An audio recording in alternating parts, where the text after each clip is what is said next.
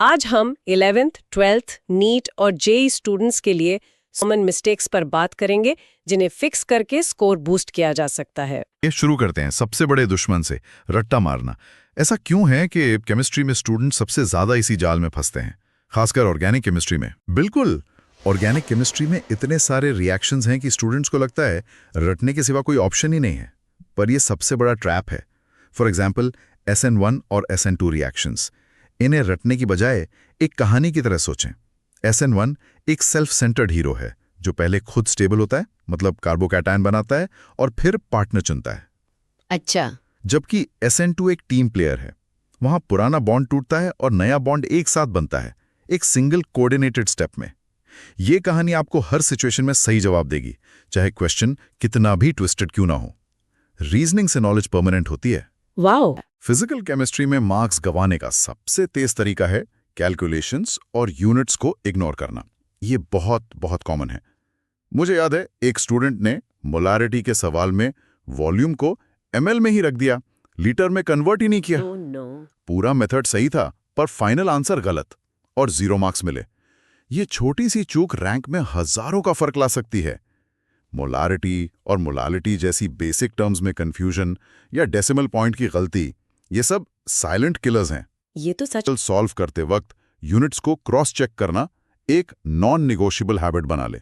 सवाल सॉल्व करने के बाद बस 1 सेकंड रुककर खुद से पूछें, क्या यूनिट सही है, क्या मैग्नीट्यूड सेंसिबल लग रहा है।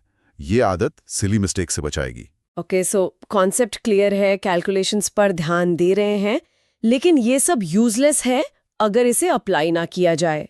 And this brings us to the third mistake, practice की कमी। एग्जैक्टली। थ्योरी पढ़ना फाउंडेशन है, लेकिन प्रैक्टिस उसे अप्लाई करना सिखाती है। कई स्टूडेंट्स थ्योरी की वीडियोस देखते रहते हैं, नोट्स पढ़ते रहते हैं, पर क्वेश्चन सॉल्व करने से बचते हैं। और यही वजह है कि एग्जाम में क्वेश्चंस एकदम से टफ लगते हैं, क्योंकि उन्होंने थ्योरी को एप्लीकेशन में बदलने की जो मसल मेमोरी है वो बिल्ड ही नहीं की। सही बात है। एक गोल्डन रूल बना लेना चाहिए। हर टॉपिक के बाद कम से कम 10 से 15 वेरिड क्वेश्चंस खुद सॉल्व करें, सिर्फ सोल्यूशन देखकर नहीं। Right, active solving, not passive reading. अच्छा, एक पॉइंट, ड्राम्स और मैकेनिज्म्स। ज्यादातर स्टूडेंट्स इसे प्रेजेंटेशन का हिस्सा मानते हैं, मार्क्स का नहीं। क्या एग्जामिनर सच में एक साफ सुथरे डिस्टिलेशन सेटअप के डायग्राम के लिए ज्यादा मार्क्स देता है? ये सिर्फ प्रेजेंटेशन नहीं है, ये आपकी कंसेप्चुअल क्लैरिटी का प्रूफ है। देखो, विजुअल मेमोरी एक बहुत पावरफुल टूल है।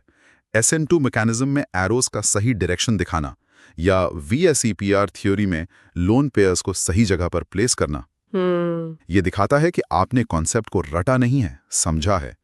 A neat well labelled diagram examiner पर एक सॉलिड इंप्रेशन डालता है और बिना ज्यादा मेहनत के आपको एज दिला सकता है। So it's a silent signal of your expertise. Fascinating. इससे पहले कि हम रैप अप, सोर्सेज में एक बोनस टिप दी गई है, एक गोल्ड माइन, जिसे स्टूडेंट्स अक्सर इग्नोर कर देते हैं। हाँ, और वो गोल्ड माइन है NCERT और प्रीवियस ईयर क्वेश्चंस, यानी PYQs।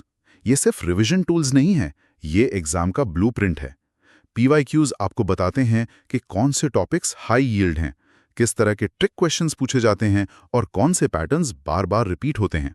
मतलब ये एग्जाम पेपर के चीट कोड्स हासिल करने जैसा है। 4 मेन ट्रैप्स पर बात की: रटने की आदत, कैलकुलेशन एरर्स, प्रैक्टिस की कमी और डायग्राम्स को हल्के में लेना, और साथ ही NCERT और PYQs के गोल्ड माइन को भी समझा। इस पूरी चर्चा के बाद सोचने के लिए एक सवाल ये है कि क्या ये गलतियां सिर्फ केमिस्ट्री तक ही सीमित हैं, या ये स्टडी हैबिट्स का एक बड़ा पैटर्न दिखाती हैं?